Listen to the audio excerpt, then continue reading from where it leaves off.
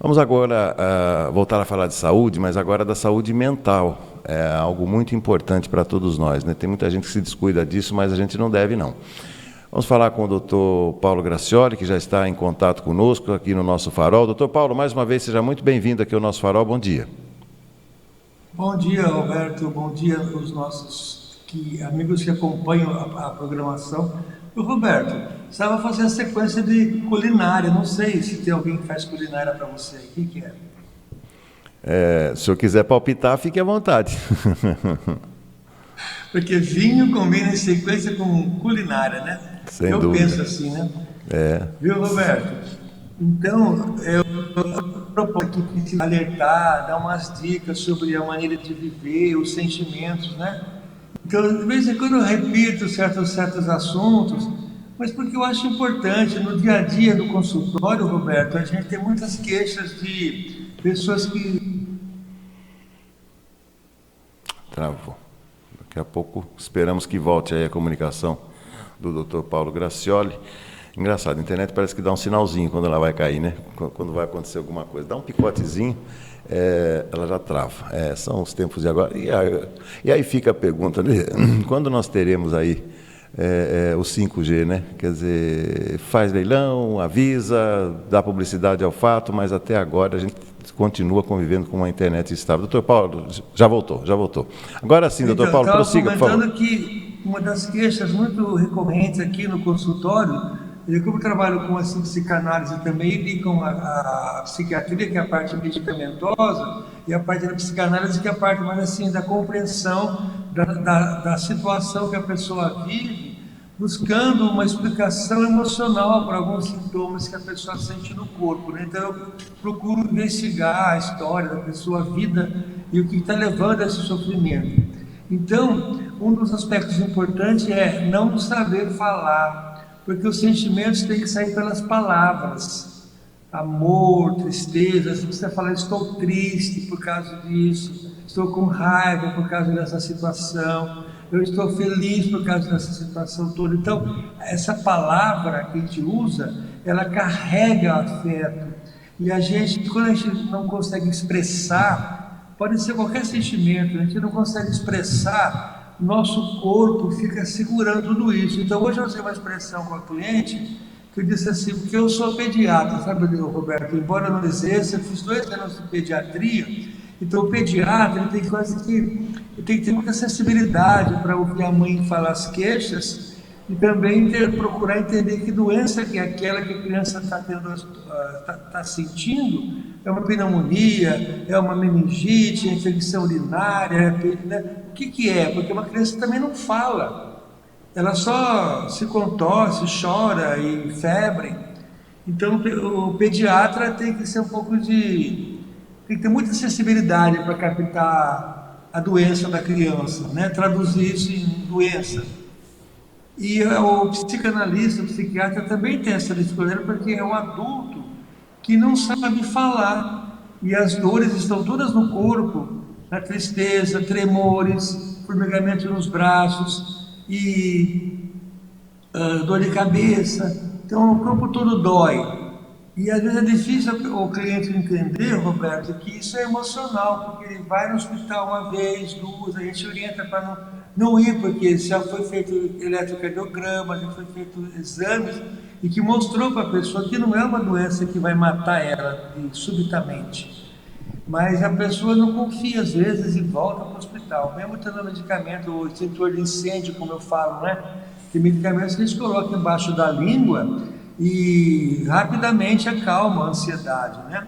Então não é que não tem recurso, temos recursos sim, mas a dificuldade está em explicar para o cliente que não é o corpo que dói, não é a doença do corpo, e que procura doença, radiografia, ressonância, a gente fica acompanhando, e isso aí acontece muito no consultório.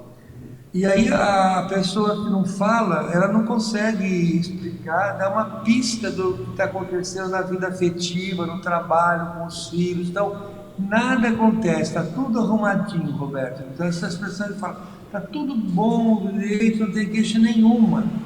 Quer dizer, olha a dificuldade de ter um acesso aos problemas do dia a dia. Então eu pergunto assim, você sente raiva? Não. Como que você sente amor? Eu não sei explicar. Como que você sente sua tristeza? Eu não sei explicar. Então, Roberto, onde vão todos esses sentimentos que um ser humano tem? Não vai.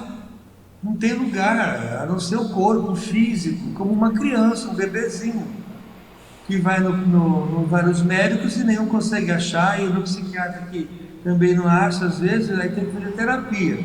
Terapia é um caminho, então, para a gente descobrir, desvendar, iluminar o cliente do que está acontecendo, porque as pessoas falam assim, eu já me conheço, eu não tenho nada. Mas para a gente que é psicanalista, Roberto, uma simples palavra que a pessoa fala já abre um caminho enorme para a pessoa já se sentir e começar a perceber que tem alguma coisa ali que está escondida e que ela não teve acesso. Por isso que a terapia é importante, para alguém que não é, que está fora da pessoa, que consiga traduzir certas palavras e ligar fatos que a pessoa começa a fazer isso quando a gente dá uma pista para pensar. Então, quando a pessoa diz assim, eu já me conheço, eu já sei de mim, tá legal, se conhece, mas do que não conhece precisa de uma ajuda. Porque se a gente se conhece e não sabe explicar as dores da alma da gente, então precisa que alguém entenda um pouquinho dessas dores da alma, que já fez uma terapia, que já se conhece, para ajudar a traduzir e dar um caminho novo para a pessoa aprender a viver. Né, Roberto? Então isso aí é muito importante, porque tem tempo, tem chance de aprender a fazer uma vida diferente do que aquela que vem desde criança, sufocando os sentimentos, a vida toda. Um dos fatores que impede de falar, Roberto, é que a pessoa fala assim, eu não quero magoar as outras pessoas. Agora, aí dá um outro assunto. O que é magoar outra pessoa, né, Roberto? Uma questão para a gente falar num outro capítulo aí. Porque é o medo de falar e ser violento e ser agressivo. Então a gente não... Por que não pode falar sem ser agressivo?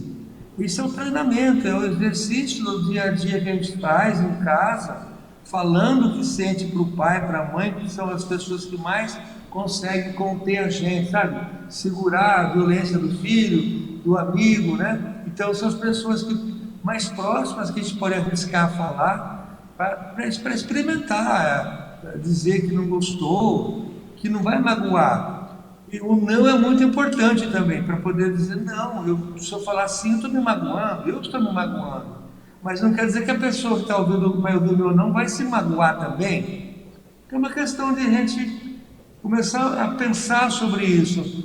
Como é que eu faço com a minha raiva? Eu tenho raiva? Eu tenho amor? O que é amor para mim? O que é tristeza para mim? Como é que eu expresso isso para os meus filhos, para os meus amigos, né?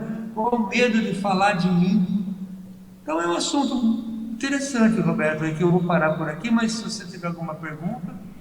O senhor já acompanhou O senhor já acompanhou algum caso, falando em doenças psicossomáticas, que resolvida essa trava emocional, desencadeou um processo de cura do corpo também, das enfermidades? Claro, Roberto, eu sou testemunha própria disso, né? Eu já me contei até nas outras oportunidades, eu dos meus 12 até meus 28, eu tinha gastrite muito violenta, sabe? E eu não sabia o motivo, eu vivia meio triste, meio assim... Até minha mãe perguntava, o que você tem, filho? Eu falava, eu estou magoado, eu estou triste, mas eu não sabia falar o motivo, Roberto. Quando eu fui fazer minha análise, então, com 27, 28 anos, aí devagarzinho eu fui chegando perto desses sentimentos guardados que eu tinha e que eu não tinha acesso sozinho, porque eu não conhecia, ninguém tinha mostrado isso aqui é raiva, isso é tristeza, isso é ódio, e por que você está sentindo...